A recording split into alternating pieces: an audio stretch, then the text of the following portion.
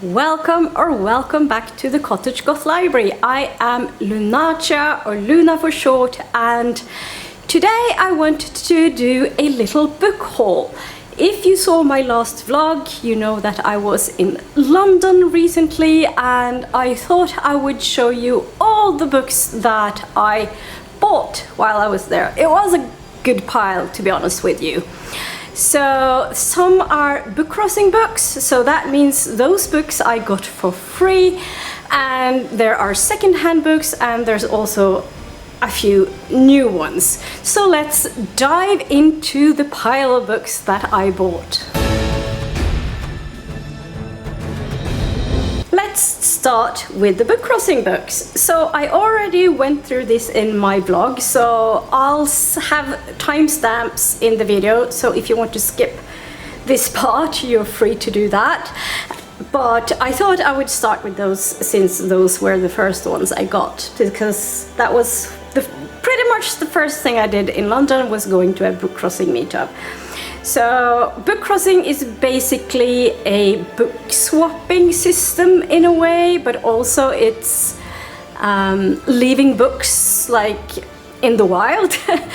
So you have both wild releases and controlled releases, and controlled releases is pretty much when you know who you're giving the book to, and you're saying that you give the book to such and such user.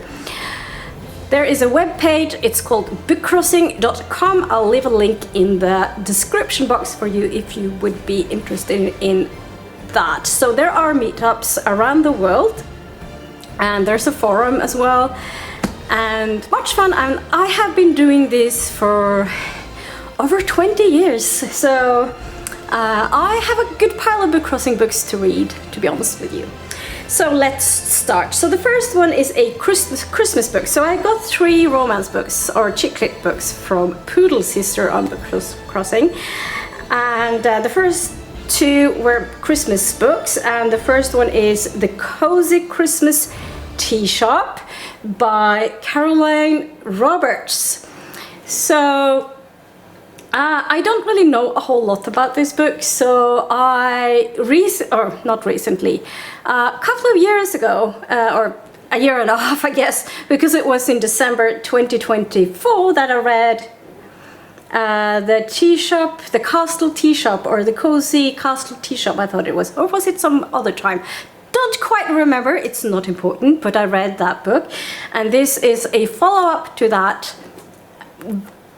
book, as far as I have understood. So I think this will be a fun read. It's probably a little bit more spicy than a lot of other books that I read as Christmas romance. A lot of the Christmas romance books that I read don't really have spice, and I'm good with that. A lot of the time I find that spice is kind of a little bit boring. I don't have anything against it, I don't mind there being spice, but a lot of the times I feel like it doesn't really add to the story. If it does, that's fine, but most of the time it doesn't really add much to the story, especially if it's very detailed and lots of it. Then I get easily bored by that. But that's me. So that was the first book. The second book is called The Little Village Christmas by Sue Moorcroft. This is an author I have never read before, but if you can, I'm not sure if you can see from the cover, but it has like glittery snow. So this is another Christmas books. If you're wondering why I'm not reading on the back, mainly it's because I like to go into the books blind. I don't really want to know anything about them, so that's the main reason I will not talk about the book, other than how I got it and if I read something by the same author before, which I haven't. So The Little Village Christmas, I have no clue, but the cover is quite cozy. There is a Christmas tree with decoration, a snowman, and there's even a dog. So I think the whole village thing kind of sets the atmosphere, I guess. So that's kind of nice, I think. The next one is a book by the same author, and it's called A Home in the Sun, also by Sue Moorcroft, as I said. Another book I know nothing about, but I have a feeling that it's pretty much about going somewhere sunny, maybe to Southern Europe. That is my guess. It looks a little bit like Spain or Greece or maybe Italy. I have no clue. But it looks like a cozy read, especially for when we're closing into the summer season. So if I read it this summer, I don't know, but I think maybe it looks like a cozy read. It's like a beach read, maybe. Not that I'm the person who really goes to the beach, but sitting on the balcony and reading, maybe. We'll have to see what happens. And then the next one is The Position of Mr. Cave by Matt Haig. So I've read, I think, 2 books by Matt Haig previously. I've obviously read The Midnight Library, as well as there's another one, and Dark Matter, is that the one? Or no, I think it was another book. The title escapes me. But the couple of books that I've read from Matt Haig previously, I've really liked, so that's why I picked this up. I saw it on the book crossing table at the meetup, and I was like, yeah, I'm grabbing that. Especially since I know that I've liked this author previously. I actually don't think I've heard of this book before, and that's totally fine as well. But I'm looking forward to reading it. And then the next one is on the darker side, I guess. It's called The Dark Remains by William McIlvany and Ian Rankin. I think this is set in Scotland, if I remember correctly.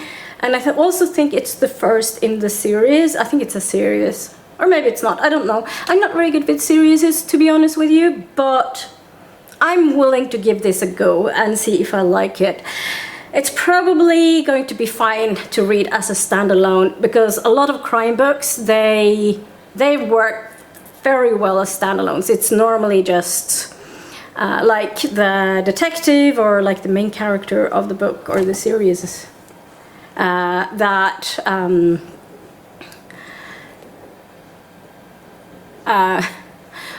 brains. That is the same, and like has like something happening to, like there's a development or something in their life. I don't know. And the last book that I picked up at the book crossing meetup was a non-fiction book. They Can't Kill Us All: The Story of Black Lives Matter by Wesley Laurie.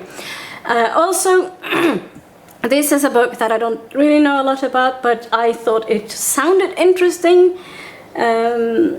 I remember the Black Lives Matter demonstrations back in 2020, I think it was. There was it even reached Norway, so to say. So there were like demonstrations or rallies in different cities in Norway as well. So I think this will be a really interesting read, and from a different perspective from what I'm used to, I'm pretty sure. And then the next couple of books I have in a small paper bag. So these books I got at Gaze the Word, and it's one of my favorite bookshops in London.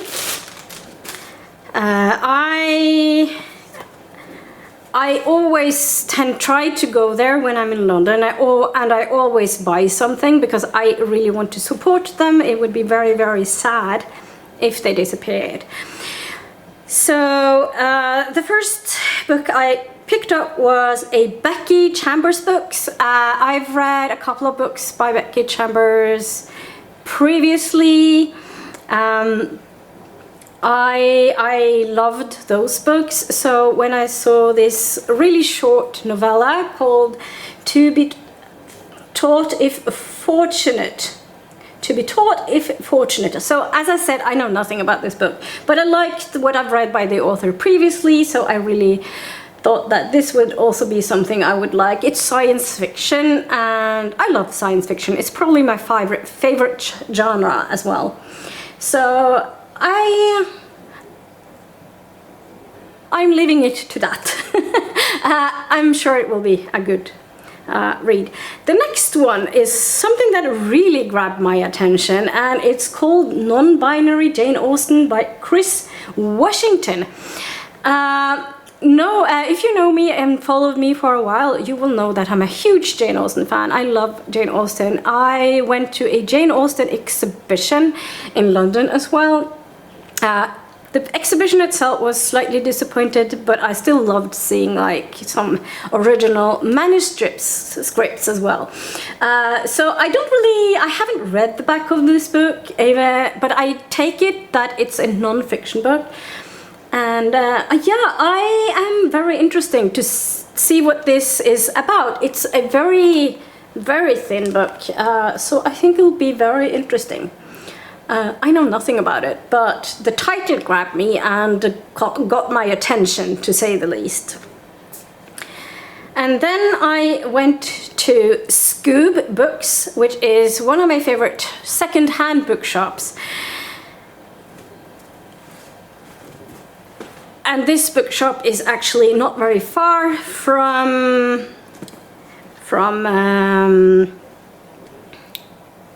what do you say? Guess the word.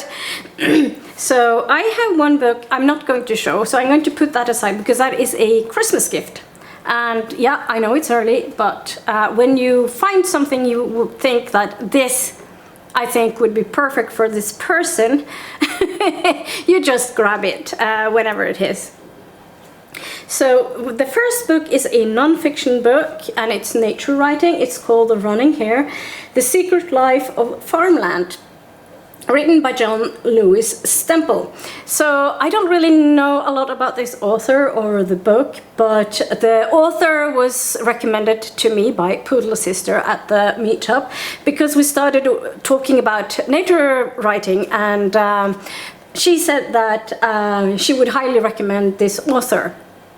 And I saw it in Skoob, and then I searched the author when I got back, but I didn't really think about it much. But I Googled the author because I was thinking of looking for books by the author, and then I saw the cover picture, and I was like, oh, I saw that in Skoob. So when I went back the next day with Sally, I found this. It was still there, and I was so happy, and I just knew that I had to get this. It sounds really interesting, and I really like the cover as well with the hares. And then I got a poetry book, the poetry of Christina Rossetti. This is a poet that I know that I like, and I also really like the cover. It's so beautiful. It's really nice. So it's just a poetry book, so it's not going to. I will probably not read it page to page, but. I can read a poem here and there. So really nice poetry book. If you don't know, I really love poetry. I probably don't read this as much as I should, but or would. But I do read from time to time, and it's nice if I can just pick up a book and read a poem here and there. I do have a few poetry books actually, but most of them are not here. And the next book that I got from Skoob is Longbourn by Joe Baker. So if you're a Jane Austen fan, you will kind of recognize Longbourn, of course, which is a very well-known place from Jane Austen's book Pride and Prejudice. And as far as I know, without revealing too much, I think this is like a point of view from the servants, or the downstairs, so to say. So I think that will be a very interesting point of view, because they tend to know things that not everybody knows. They're very often invisible in the stories, so they probably pick up and hear things that they're not supposed to hear, maybe sometimes.